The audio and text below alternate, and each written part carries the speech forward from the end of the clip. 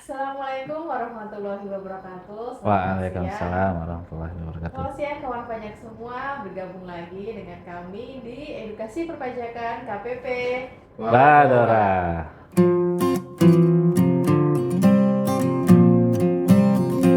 Untuk edisi siang hari ini ditemani saya oleh Prasida. Di sebelah saya ada Pak Arif Halo kawan pajak, jangan bosan ya.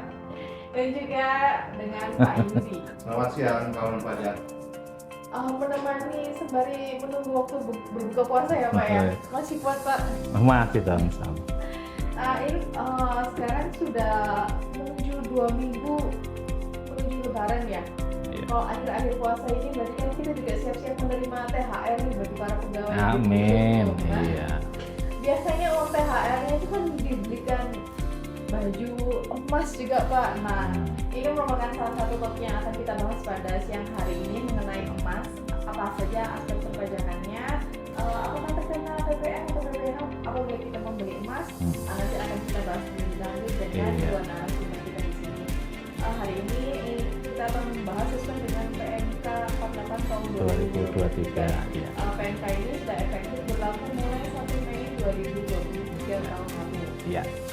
Judulnya kalau misalnya saya bacakan sangat panjang nih, yaitu mengenai pajak penghasilan dan atau pajak pertambahan nilai atas penjualan atau penyerahan emas perhiasan, emas batangan, perhiasan yang bahan seluruhnya bukan dari emas, batu permata dan atau batu lainnya yang sejenis, serta jasa yang terkait dengan emas perhiasan, emas batangan, perhiasan yang bahan seluruhnya bukan dari emas dan atau batu permata dan atau batu lainnya yang sejenis yang dilakukan oleh pabrikan emas perhiasan, pedagang emas perhiasan dan atau pengusaha emas batangan. Kalau dilihat dari Panjang ya? sangat panjang ya dan kompleks. Kompleks. Ada PPH yang disebutkan, ada PPN, ada juga jasa terkait yang disebutkan. Iya.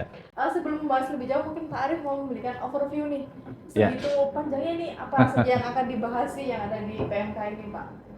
Baik, terima kasih Mbak Prasida, Mas Yudi ya.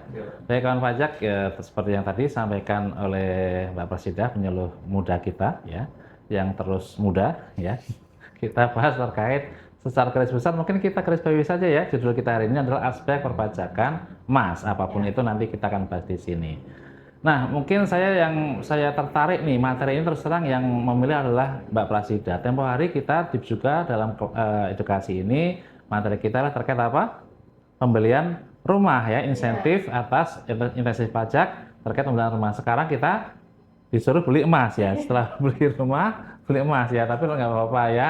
Nah, ini adalah tema menarik, mudah-mudahan semua bisa kita ambil manfaatnya.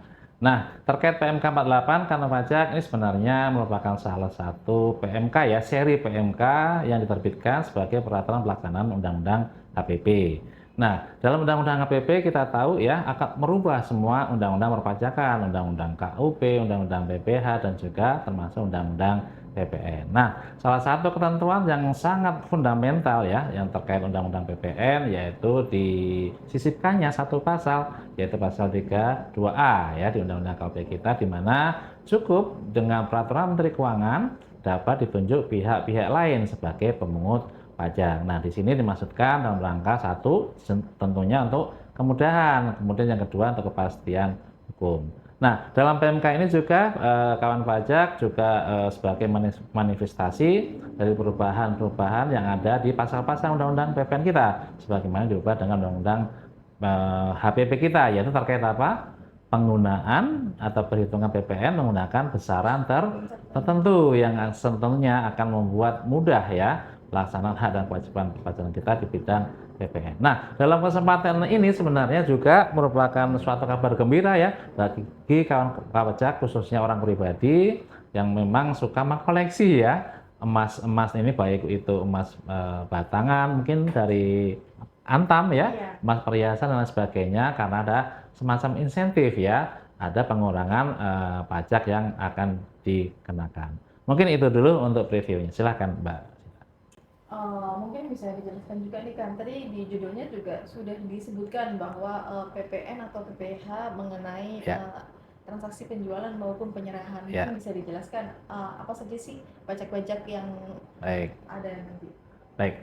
Jadi kan pajak, ketika kita bicara aspek perpajakan emas ini atas transaksi penyerahan atau pengalihan emas ini, ya, kita harus pertama kita harus fokus dulu ke subjeknya. Siapa sih subjek ya yang ada kewajiban terkait pemotongan ataupun pemungutan pajak? Nah, jenis pajak tadi yang seperti ditanyakan Mbak Sida ada dua jenis ya, yaitu PPh pasal 22 dan PPN. Ya, seperti kita ketahui dalam pasal 22 Undang-Undang PPh, ya, pasal 22 sebenarnya adalah apa? Pajak ya yang dipotong oleh badan-badan tertentu ya, oleh bendahara pemerintah dan wajib pajak yang melakukan penjualan barang mewah. Tetapi dalam pasal 32A Undang-Undang KUP diperluas, adalah pihak-pihak lain yang juga dapat ditentukan sebagai pemungut. Nah, dalam konteks transaksi emas di sini, maka ada dua subjek ya yang mempunyai kewajiban sebagai pemungut PPh. PPh-nya pasal berapa? Yaitu PPh pasal 22. Siapa yang wajib melakukan pemungutan PPh pasal 22? Satu adalah pabrikan emas. Nanti mungkin Mas Yudi bisa dijelaskan ya, apa itu yang dimaksud dengan pabrikan emas. Yang kedua adalah pedagang emas. Siapa saja mereka yang ada kewajiban untuk melakukan pemungutan PPh pasal 22. Nah, jenis pajak lainnya kan pajak, jangan lupa selain PPh juga ada unsur PPN. Nah, PPN sebenarnya menarik nih Mas Yudi, Mbak Sida dan kantor pajak. Ini juga dalam PMK ini sebagai salah satu apa ya penjabaran ya dari undang-undang PPN yang telah diubah terakhir dengan undang-undang HPP, yaitu terkait apa? Pemindahan nih kelompok barang dan jasa dari pasal 4A Undang-Undang PPN ke pasal 16B ya. Dulu ya sebagian besar barang dan jasa bukan atau tidak dikenai PPN, sekarang menjadi dikenai PPN, tapi kita lihat apakah dapat mendapat fasilitas atau tidak terkait pemungutan PPN. Nah, salah satu antaranya yang terdapat perubahan yaitu terkait apa? Emas, istilahnya apa? Emas batangan. Ya, nah, yang dibebaskan sekarang, bukan dibebaskan, maaf. Yang non BKP sekarang terkait emas ini murni atau hanya satu saja, yaitu emas batangan yang menjadi cadangan devisa negara. Jadi emas selain itu semua sekarang adalah BKP, barang kena pajak. Tapi kita lihat lagi perinciannya, apakah BKP atas emas ini mendapatkan fasilitas atau tidak. Karena ada yang mendapatkan, ada juga yang tidak. Mungkin itu Mbak. Mungkin kalau Pak Yudi nih bisa dijelaskan secara lebih detail tentang pengenaan pasal dari dua-duanya. Oke. Jadi melanjutkan yang dijelaskan dari Pak Arif tadi, bahwa memang untuk penyerahan atas emas ini juga dipungut oleh pajak pasal 22, dan siapa yang berhak memungut PPh pasal 22 ini? Dia adalah pihak lain. Nah, pihak lain ini kan diartikan adalah sebagai pengusaha emas perhiasan dan pengusaha emas batangan. Sedangkan di pengusaha emas perhiasan ini terdapat ada pabrikan emas dan pedagang emas. Nah, untuk pabrikan emas perhiasan ini itu merupakan pengusaha yang menghasilkan emas perhiasan dan melakukan kegiatan jual beli emas perhiasan dan atau penyerahan jasa yang terkait dengan emas perhiasan. Namun ada juga penyerahan emas ini juga tidak dikenakan atau dikecualikan dari pemungutan PPh pasal 22 Ya. Itu penyerahan terhadap konsumen akhir, kemudian penyerahan kepada Bank Indonesia, kemudian penyerahan kepada wajib pajak yang mempunyai SKB PPh pasal 22 dan lainnya, itu Pak. Dan yang mempunyai merupakan wajib pajak orang pribadi UMKM yang menggunakan mekanisme PPh final UMKM. Jadi mungkin boleh ditambahkan ya Mas Yudi ya. Jadi sesuai ketentuan ini kawan pajak, jadi jika yang membeli emas tadi adalah konsumen akhir, artinya kita nih seperti yang tadi saran ke Mbak Sida, kita alhamdulillah punya THR ya, kita harapkan sama-sama gitu kan, daripada buat beli baju ya, lebih bagus beli emas saja gitu, karena PPh-nya juga tidak dikenakan. Tidak dipungut PPh pasal 22 kan. Sedangkan untuk untuk besaran tarifnya adalah 0,25% dari harga jual emas itu sendiri Pak. Iya. Ini untuk apa? Untuk PPh-nya ya? Iya, PPh pasal 22. Iya. Untuk PPN-nya nih, mungkin bisa dijelaskan tarifnya. Iya.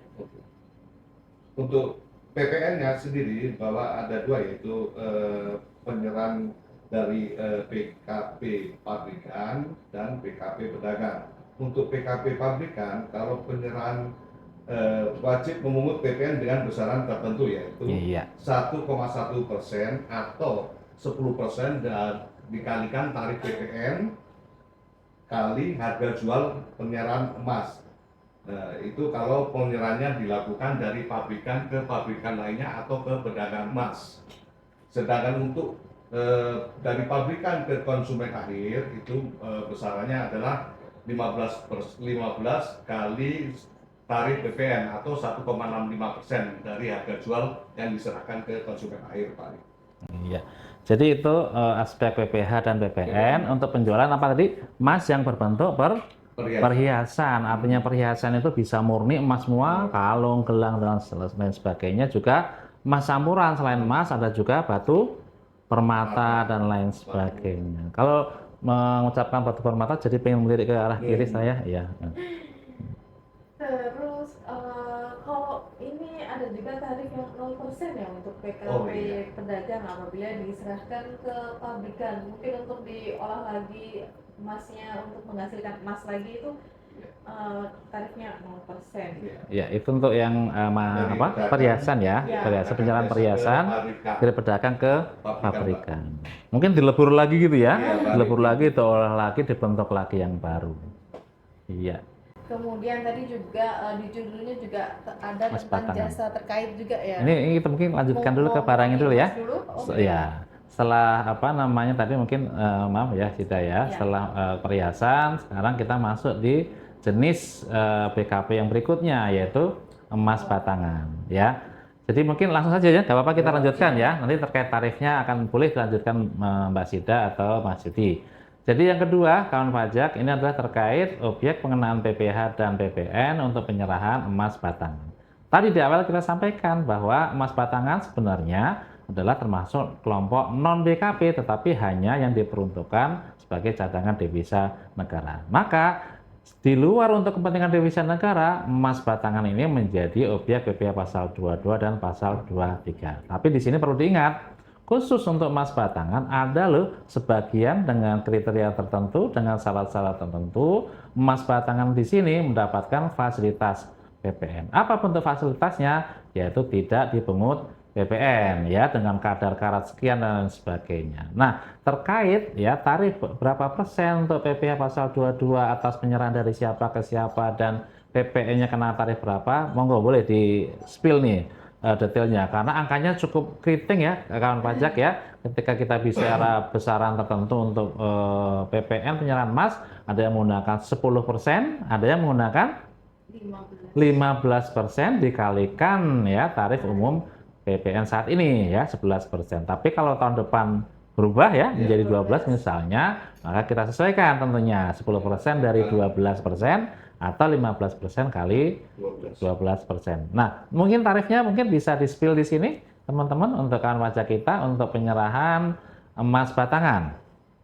PPh-nya kena berapa persen? 1,1% Pak, atau 10 kali 11 kali tarif PPN. 11%. Iya, PPN-nya ya. Kemudian untuk PPh-nya 0,25. sama ya, untuk PPh untuk semua jenis penyerahan terkait komoditi emas ini menggunakan tarif yang sama ya, yaitu 0,25%. Terus tadi mungkin bisa tambahkan juga ya kan pajak terkait emas batangan yang mendapatkan fasilitas PPN tidak dipungut ya, syaratnya tadi ada berapa syaratnya tadi? Yaitu pertama yang emas yang mempunyai kadar karat 99%. minimal 99,99. Mas Elvan pernah lihat emas yang kadar karatnya 99,99, hampir sempurna ya. Ya, kemudian apalagi yang berikutnya syaratnya? Kadar tersebut dibuktikan dengan sertifikat. Iya, ada sertifikatnya. Syarat yang berikutnya? Emas berbentuk batangan. Iya, jadi kalau sudah dibentuk perhiasan tentunya sudah tidak lagi mendapatkan fasilitas. Ini untuk jenis BKP yang kedua ya. Kemudian kita masuk barangkali yang ketiga, Ya, yaitu penyerahan perhiasan yang tidak terbuat dari emas, emas. juga juga batu Iya. permata dan atau batu Iya. lainnya yang sejenis. Iya, mungkin secara umum dulu ya, Mbak Sida boleh kita sampaikan kepada kawan pajak. Jadi ketika tadi ada pabrikan atau pedagang yang menjual ya perhiasan emas, tapi juga menjual perhiasan-perhiasan lain yang tidak terbuat dari emas ataupun tidak terbuat dari batu permata dan sebagainya, maka kewajiban terkait pengenaan atau pemungutan PPh pasal 22 dan PPN juga tetap berlaku gitu ya. Nah, berapa tarifnya? Mungkin Mas Yudi bisa ditambahkan di Jadi sini. untuk penyerahan ini tetap Pak, sama, hampir sama dengan penyerahan emas, yaitu 0,25% ya Pak. Nah, ya, PPh-nya, untuk PPh pasal 22. kemudian untuk PP-nya itu 1,1%. Oke. Omong-omong terkait besaran tertentu untuk objek PKP emas ini, apakah selalu menggunakan besaran tertentu atau ada yang menggunakan tarif umum sesuai PMK di sini? Ternyata ada kawan pajak ya, tarif PPN yang menggunakan tarif 11% saat ini, yaitu untuk apa? Penyerahan emas batangan ya yang tidak mendapatkan fasilitas. Jadi khusus emas batangan tarif PPN-nya berapa? Yaitu menggunakan tarif yang berlaku umum. Kemudian tadi sudah di jenis BKP yang ketiga ya. Iya. Ada yang ingin ditambahkan lagi Pak Arif atau Iya. langsung masuk ke penyerahan jasa terkait? Boleh, kita mungkin langsung saja ya ke penyerahan jasanya. Tadi sudah dijelaskan juga bahwa PMK ini mengatur juga PPh dan atau PPN atas penyerahan jasa terkait dengan emas perhiasan, emas batangan, perhiasan yang seluruhnya bukan dari emas dan juga batu permata dan atau batu lainnya sejenis. Mungkin ke Pak Yudi bisa dijelaskan aspek perpajakan apa yang mengenai ini yang tentang jasa. Jadi memang untuk penyerahan ini tidak hanya penyerahan emas perhiasan, tapi juga terkait dengan jasa. Ada beberapa jasa yang terkait dengan penyerahan emas, yaitu jasa memodifikasi, kemudian jasa perbaikan. Oh, modifikasi Mas? Oh iya. Nggak cuma kendaraan ya, dimodifikasi ya? Kemudian ada jasa perbaikan Pak Arif, kalau misalnya mungkin cincin atau perhiasan patah segala macam bisa diperbaiki juga. Kemudian jasa pelapisan, Disepuh ya? ya disepuh lagi, dibuat lagi Pak Arif. Kemudian ada jasa pembersihan dan jasa lainnya. Dan ini untuk jasa di sini kalau misalnya dikerjakan oleh orang pribadi, maka aspek perpajakannya adalah PPh pasal 21. Kemudian kalau misalnya pengerjaannya dilakukan oleh badan, maka PPh tentangnya adalah PPh pasal 23. Oke, jadi kembali lagi untuk jasa terkait emas tadi ada jasa modifikasi, pembentukan peleburan, perput dan sebagainya.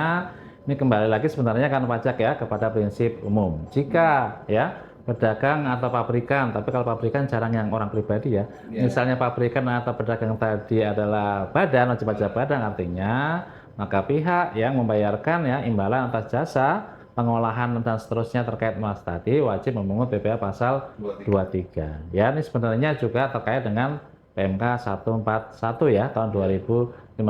Tarifnya berapa persen? 2%. 2%. Tetapi jika ternyata mungkin pedagang emas lah kita contohkan ya, mereka adalah wajib pajak orang pribadi, kemudian dari kita, dari customer misalnya, entah orang pribadi atau badan melakukan pekerjaan pengolahan emas tadi dan seterusnya, maka berlaku ketentuan pemungutan PPh pasal 21. Kayak apa itu pemungutan pasal 21? Masih ingat kemarin kita bahas juga di sini kan pajak terkait penggunaan TER ya dalam penggunaan PPh pasal 21. Misalnya nih, ongkosnya 10 juta dikerjakan selama 4 hari. Oh, berarti sehari adalah 2,5 juta. Maka kita asesmen ya terkait penerapan tarif TER tadi apakah mendapatkan tarif TER harian atau bulanan dan seterusnya. Jadi tidak terlepas ya kan pajak ketentuan PPh pasal 21 di terkait ini emas ini juga dengan ketentuan PPh pasal 21 secara umumnya. Kemudian itu tadi merupakan aspek perpajakan PPh ya atas jasa. Kemudian kalau PPN-nya mungkin bisa dijelaskan apakah atas jasanya itu terutang PPN? Iya. Ya, jadi kembali lagi kita kalau bicara PPN saya paling senang nih ketika kita ditanya apakah barang A kena PPN, apakah jasa B kena PPN. Kita tinggal lihat ya sekarang di pasal 4A Undang-Undang PPN karena hanya simpel sekali, sedikit sekali kelompok barang dan jasa yang tidak kena PPN. Jadi artinya kalau dari sebut di pasal 4A semua barang, semua jasa adalah BKP. Cuman kita harus lihat apakah mendapatkan fasilitas atau tidak. Nah, terkait jasa pengolahan atau perbaikan dan sebagainya terkait emas ini termasuk ya JKP juga, sehingga ya harus dipungut PPN oleh pihak yang melakukan pekerjaan jasa tadi. Nah, kemudian juga masih terkait PPN. Boleh nggak saya melanjutkan nih? Silakan Pak. Jangan bosan ya kawan pajak ya. Jadi terkait kewajiban perpajakan secara umum juga kita masukkan dalam ketentuan PMK 46 di sini kawan pajak ya, terkait apakah ya pabrikan ataupun pedagang emas tadi dapat mengkreditkan pajak masukan. Jawabannya adalah apa? Jawabannya adalah tergantung. Tergantung apa? Tergantung pada pohon yang kita gantung, bukan ya. Jadi intinya, wah ini kata anak saya nih, joknya bapak-bapak katanya. Ya Mas Irfan ketawanya biasa aja ya. Jadi tergantung ya kawan pajak, apabila ya barang ataupun jasa yang diserahkan tadi dikenakan PPN dengan besaran tertentu, saat ini 1,1% ya Mbak Sida. Nanti ketika PPN sudah 12% tarif umumnya, maka tarif efektifnya besaran tertentu menjadi 1,2 misalnya. Maka jika kita mengenakan pajak keluaran dengan besaran tertentu, maka seluruh pajak masukan tentunya tidak dapat dikreditkan. Tetapi jika yang diserahkan tadi misalnya emas batangan ya, yang tidak mendapatkan fasilitas yang dikenakan PPN dengan tarif umum 11% saat ini, tentunya ya pajak masukan dapat dikreditkan. Bagaimana jika pabrikan atau pedagang menjual campuran, gitu kan? Dia menyerahkan emas yang dikenakan tarif umum, ada yang dikenakan tarif besaran tertentu. Bagaimana dengan pajak masukannya? Gimana Mbak Sida jawabannya? Tergantung ya, betul ya, tergantung dapat dikreditkan, tetapi sesuai dengan proporsi antara penyerahan yang dengan tarif umum dibandingkan penyerahan yang dikenakan PPN dengan besaran tertentu. Untuk Pak Yudi, apakah ada tambahan lainnya?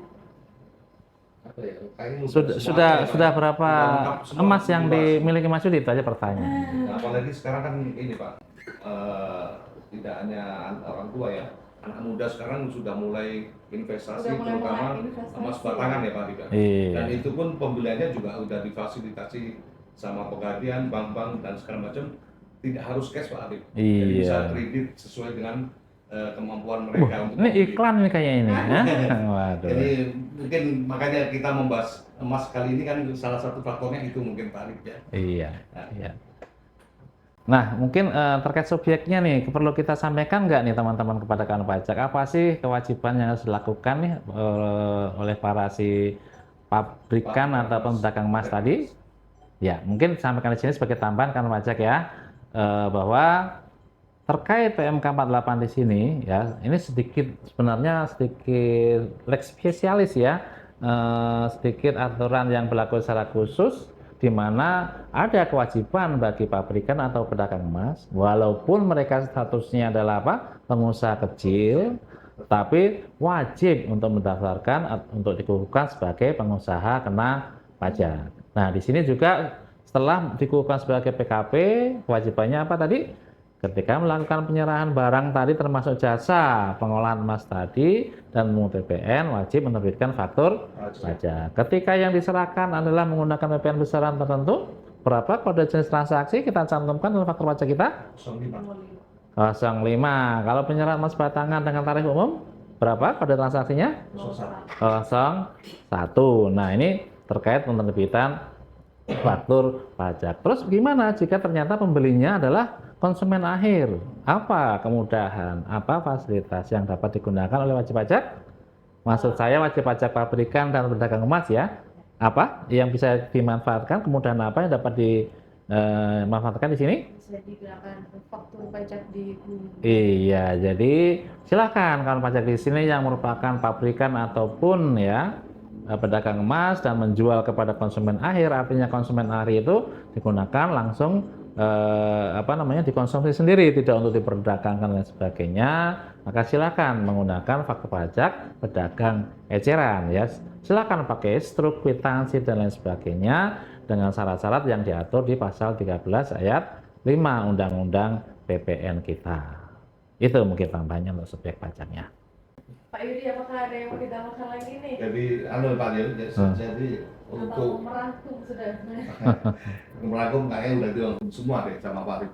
Jadi intinya pabrikan emas atau pedagang emas wajib ya Pak Arif ya? Wajib. Untuk mendaftarkan diri untuk dikukuhkan sebagai pengusaha. Kenapa? Oke. Nah, mungkin sedikit kita kaitkan nih dengan rencana reformasi perpajakan kita nih ya, ketika nanti sudah running sitas kita ya. Apa itu sitas? Cortex Administration System yang insya Allah akan berlangsung di pertengahan tahun ini. Ketika nanti kawan pajak di sini entah saudaranya, entah familinya yang memang mempunyai ya perusahaan yang bergerak di bidang pabrikan atau pedagang emas, ketika tadinya punya banyak gerai, punya banyak NPWP cabang ya, nanti semua cabang tadi akan dipusatkan. Jadi nanti kewajiban perpajakan kawan pajak di sini yang merupakan pabrikan pedagang emas akan dilaksanakan di pusat saja. Yang NPWP cabang nanti akan dihapuskan dan digantikan dengan NITKU. Apa itu NITKU? Nomor induk tempat kegiatan usaha. Nomor induk tempat kegiatan usaha. Oleh karena itu, mari kan pajak baik orang pribadi maupun wajib pajak badan, kita segera lakukan apa? Update data kita, validasi NIK kita di DJP online. Apabila ada yang tidak sesuai, ya, misalnya alamatnya pindah, ya, tapi kok lupa di update ke KPP. Ini hati-hati kan pajak ya. Jadi nanti alamatnya akan salah yang tercetak dalam faktur pajak. Maka juga ada potensi loh nanti dikenakan apa? STP karena ada ketidaksesuaian dalam pembuatan faktur pajak dan seterusnya. Jadi kita cuma berpesan ya, ketika membuat faktur pajak ini harus berdasarkan transaksi sebenarnya dengan data-data yang sesuai ketentuan ya, dan juga harus berdasarkan transaksi yang sebenarnya. Kalau tidak transaksi berapa Bu? Iya. Nah, kalau itu tanya Mas Anis ya. Mungkin Mas Anis bisa menjawab sanksinya sesuai pasal 14 ayat 4 Undang-Undang KUP kita. Ya. Ya. Baik, sepertinya sudah dibahas semua ya kalau saya tidak salah nih. Kalau nggak salah benar berarti ya. Benar berarti. Kalau ingin dirangkum lagi berarti di PMK ini mengatur mengenai aspek perpajakan baik dari segi PPh ya, dan juga PPN serta jasa terkait emas ya. Emas ya. Ya. Tidak ada yang emas biasa. Ya, untuk tarifnya apabila ditanya tarifnya maka tergantung ya. Tergantung. Siapa, apakah dari pabrikan emas ataupun dari pedagang emas. Juga tidak dari pembelinya. Penilaiannya juga kepada Ya. siapa. Betul. Ada beberapa kategori yang dikecualikan gitu ya. Khususnya di PMK 48 ini memberikan kemudahan kita sebagai konsumen akhir ya. Ya. Maka tidak akan dikenakan PPh pasal 22 atas penggunaan emas. Iya. Begitu ya Pak? Iya. Atau ada lagi yang mau ditambahkan? Cukup, saya rasa sudah disimpulkan. Terima kasih. Baik kawan pajak, untuk pembahasan mengenai PMK 48 penggunaan atas emas kami sudahi dulu. Sampai jumpa di edukasi perpajakan KPP yang lainnya. Untuk pertanyaan lebih lanjut mungkin bisa ditanyakan ke WhatsApp kita di 0811 193 Kemudian jangan lupa untuk follow ya sosial media kita baik di YouTube maupun di Instagram. Kemudian saya pamit undur diri, saya Prasida dan juga kedua bapak-bapak di samping saya. Halo, saya. Sampai jumpa, terima kasih sudah bergabung sama kita. Sampai jumpa di edukasi perpajakan KPP Madura. Iya. Sampai jumpa, terima kasih kan pajak.